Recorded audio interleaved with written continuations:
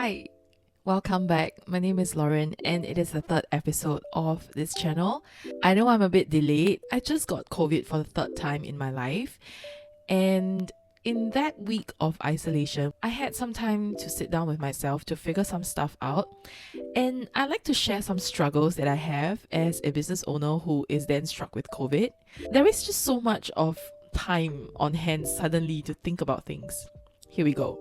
First of all, I think in this COVID that struck me this time around, health-wise, I'm pretty fine now.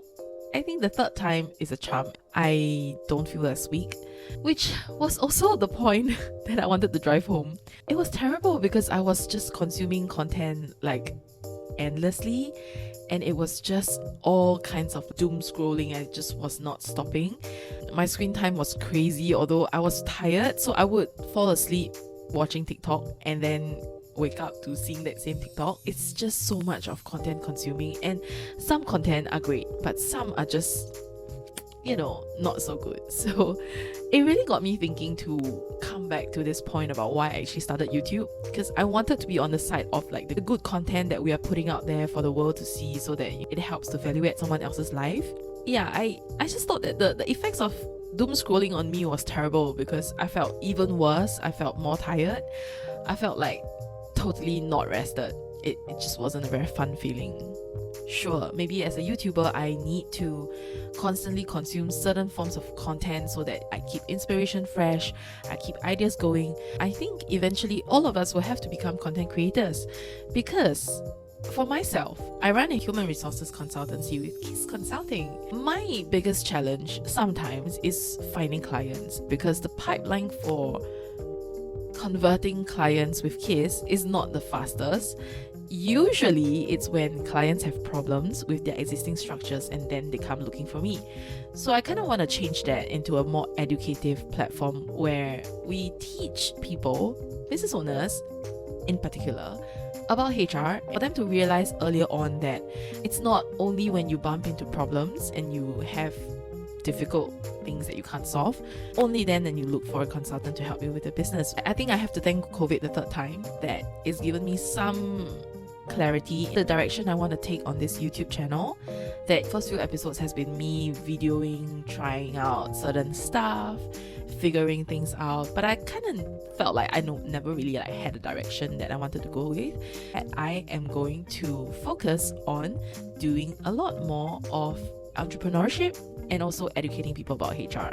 I actually love where this is going. So that's one. The second thing that I've realized in COVID this time around was anything can happen and we have to be prepared all the time.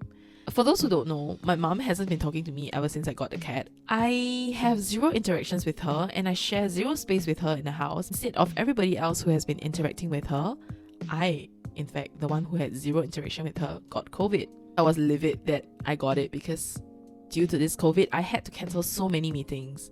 As a business owner, I try to schedule meetings at least one a day with either employees or prospects or clients. This is just to keep the momentum strong. That, to me, is an extension, because when I thought about it, like me with zero interactions with my mom, I could still get COVID. That just means that anything is possible. And if anything is possible, why don't I start and continue dreaming bigger and bigger for the goals I have ahead? I'm not afraid to share with you my goals. In fact, my goals last year, 2023, was to clear the year with 150,000 revenue. I didn't hit that. I was a little bit far away. When I was kind of doing my goal setting last year, I just saw that there was so much space that I was not giving myself to dream bigger. So I kind of fixed bigger goals this year. I wanted to do 5x of my business based on last year. I then thought to myself, why do I discount myself just because some years I don't hit my goals and some years I do and I feel great? I mean, it's good to feel great. But on the years that I don't hit my goal, I kind of beat myself up. I make myself feel so terrible. But actually, that's just all part of life, that we have ups and we have downs. I do quite a fair bit of things. I run my HR consultancy. I also dabble in insurance. I am also a tarot card reader. So there are many things that are going on in my life. I have been pretty affected by something my client has said in a random general meeting that we all had. It was nothing in particular to me, it was nothing in particular to anybody that we knew, but I kind of took it quite personally. We've all heard this statement before: jack of all trades, but a master of none. But actually, there is a longer form to this whole statement that we've been using in shorts. It goes like this: a jack of all trade, but a master of one is always better than a master of none. Because I had this episode some years back, and now it's all coming back to me. And I was just wondering, why was I so affected by something that someone said that was not directed to me? And then I realized that it kind of always stuck in the back of my brain that I should be a master of one. But I never ever thought that that was my thing, which was why when I wanted to start this YouTube channel talking about entrepreneurship, I would some point like to bring experiences of the businesses that I've started and closed off into the story, just to share with you that it's okay to be jack of all trades. We eventually will make it, because I never ever believed that one person would be able to succeed based on one particular skill.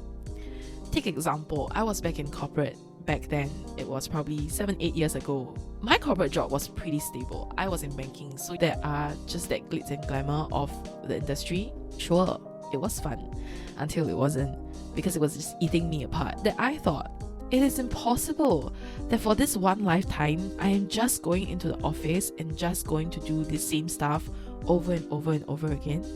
For those who know or are in HR, you will know that we run on pretty stuck routines every year.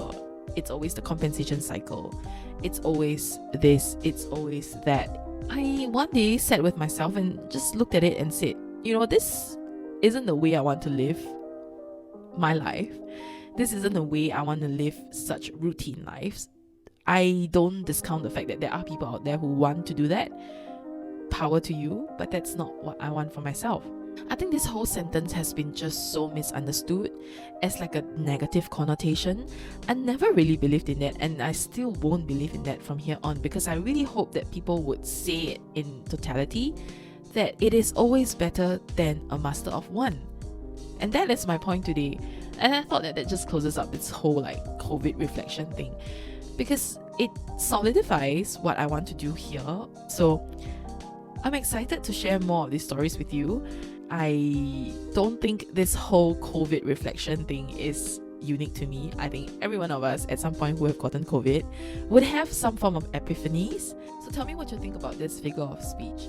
Jack of all trades, master of none, though oftentimes better than a master of one. See you next week.